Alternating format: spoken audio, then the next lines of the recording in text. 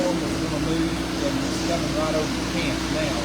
So we're right in the middle of the eye about to get here, and then about 8 o'clock tonight, all this will be out. And then we've already got churches in Perry, Florida on standby, waiting to get down into those areas as well. And so pray for hearts and hands, share this post, share the video, let folks know, and pray for us especially all day long today for safety, and then also the drivers continue to bring equipment and supplies. We'll be leaving Asheville with another tractor trailer load of supplies coming to here and going down into these affected areas. We'll probably have to do some stuff with Valdosta around this area too.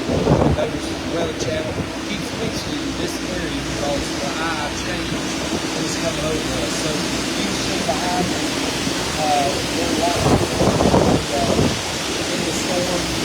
So pray for us, pray today, and then support hearts and hands so we can continue to help and be a blessing to these people and try to help them right after the storm goes by. Okay? Just share the post, let folks know this is Dr. Greg Wentz. Thank you and God bless you today at Hearts.